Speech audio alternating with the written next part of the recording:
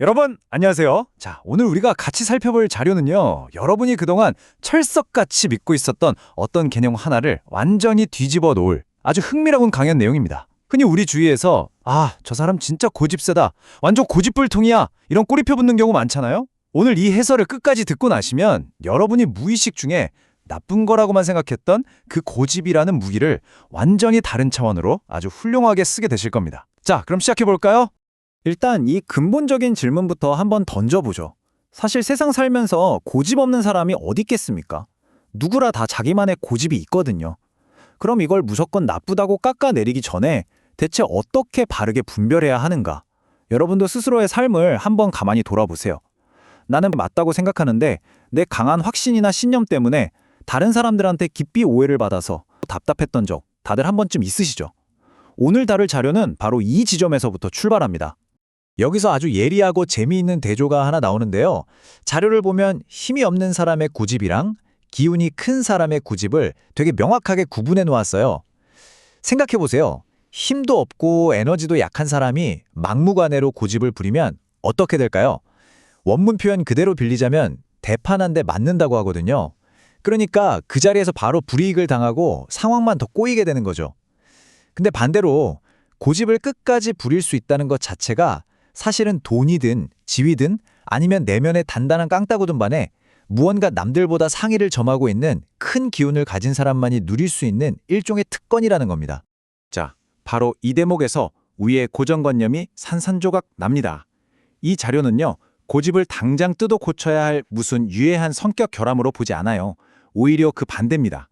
고집이라는 건 아직 다듬어지지 않은 엄청난 힘이자 무언가 거대한 일을 해낼 수 있는 높은 역량을 가졌다는 아주 직접적인 증상으로 보는 거죠. 그러니까 내 주장이 유독 강하다? 그건 그만큼 내 안에 품고 있는 에너지가 어마어마하게 크다는 뜻인 겁니다. 놀랍지 않나요? 근데 여기서 이 자료가 내리는 고집의 본질적인 정의를 보면 정말 무릎을 팍 치게 됩니다. 단순히 내 의견을 안 굽히는 게 고집이 아니에요. 만약에 내가 막 어떤 비전을 이야기했는데 상대방이 고개를 끄덕이면서 맞네 하고 이해를 했어요. 그럼 그건 더 이상 고집이 아니죠. 진짜 고집이라는 건 상대방이 전혀 하나도 이해를 하지 못했는데도 계속해서 내 뜻대로만 밀어붙이려고 하는 것. 즉 아주 심각한 커뮤니케이션의 단절 상태, 바로 그 자체를 의미한다는 겁니다. 자, 그렇다면 내 안에 있는 이 엄청난 에너지를 다른 사람이 소화할 수 있게 다듬지 않고 그냥 막 강한 의견으로만 쏟아내면 대체 어떤 일이 벌어질까요? 원문에서는 이 결과를 아주 냉혹하게 경고하고 있습니다. 내 비전이 진짜 아무리 훌륭해도요, 상대방을 이해시키지 못하면 사람들은 결국 뒤에서 손가락질을 하기 시작합니다. 그 이해받지 못하는 답답함에 지쳐서 서서히 곁을 떠나게 되죠. 그렇게 남는 건 결국 뭘까요?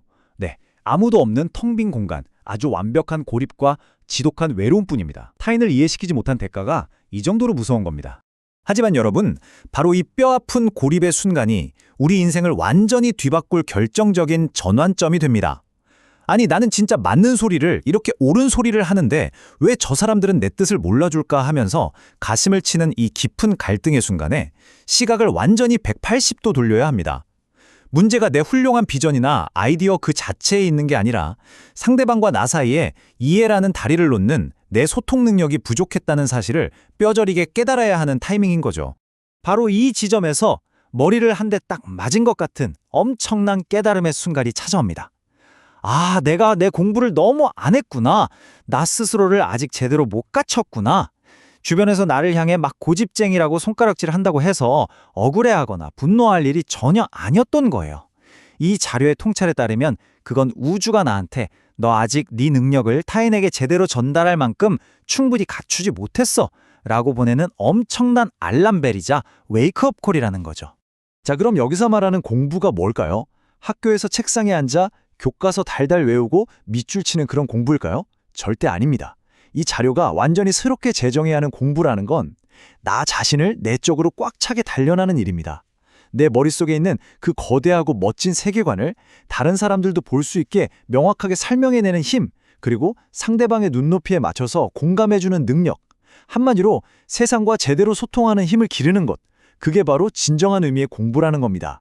그럼 이제 매일 오해만 받던 그 답답한 외톨이에서 어떻게 모두가 존경하는 리더로 진화할 수 있는지 볼까요?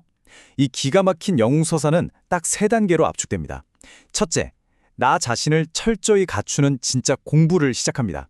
둘째, 그렇게 꽉 차게 닫혀진 내공으로 내 비전을 타인에게 부드럽고 완벽하게 이해시키는 거죠.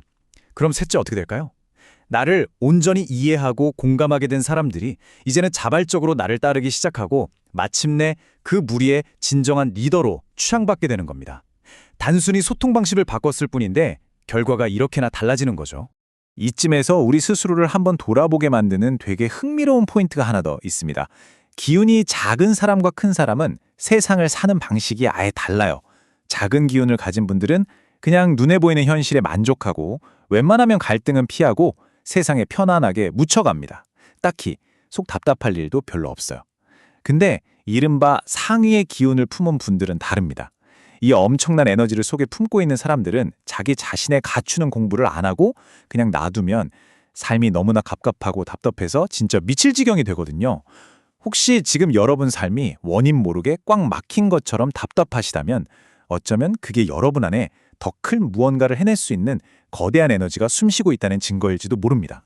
자, 이렇게 내 안에서 미친 듯이 요동치는 거대한 에너지를 발견하셨나요? 그럼 이 에너지가 엉뚱한 대로 튀지 않고 올바른 방향을 찾기 위해서는 확실한 촉매제가 하나 필요합니다. 자료에서는 내 역량이 커지면 커질수록 나를 이끌어줄 진짜 스승을 찾아야 한다고 아주 단호하게 말합니다. 어릴 때는 그냥 지식 알려주는 선생님이면 충분하지만요. 내가 세상을 향해 진짜로 큰 뜻을 한번 펼쳐보려 할 때는 내 이 거대한 고집의 방향을 제대로 잡아줄 임자, 즉 진정한 멘토이자 스승을 반드시 만나야 한다는 겁니다. 이 스승과의 만남이 진짜 엄청난 화학작용을 일으키는데요. 진짜 스승을 만나게 되면 그토록 단단했던 내 고집이 신기하게도 스스로 꺾이기 시작합니다. 근데 여기서 소름 돋는 포인트가 뭐냐면 스승이 권위나 더 센 힘으로 나를 막 억눌러서 꺾는 게 절대 아니라는 거예요. 진짜 스승은 나의 모순과 세상에 돌아가는 이치를 너무나도 명쾌하게 딱 이해시켜주기 때문에 나 스스로가 내가 더 이상 고집 부릴 이유가 없구나 하고 깨닫게 되는 거죠. 그러면서 그 억셌던 고집이 봄눈 녹듯이 스르르 녹아내리는 겁니다. 힘으로 찍어 누르는 게 아니라 깊은 이해와 깨달음으로 낡은 껍데기가 부서지는 경이로운 순간이죠. 자, 그럼 가장 중요한 핵심을 짚어보겠습니다. 오늘 우리가 함께 따라온 이 흥미로운 분석의 여정은 마지막으로 우리에게 아주 강렬하고 도발적인 질문 하나를 던집니다. 여러분 가슴속에 펄펄 끓고 있는 그 거대한 에너지를 남들이 몰라준다며 탓하기만 하다가 평생 세상과 단절된 고집불통 외톨이로 남으시겠습니까?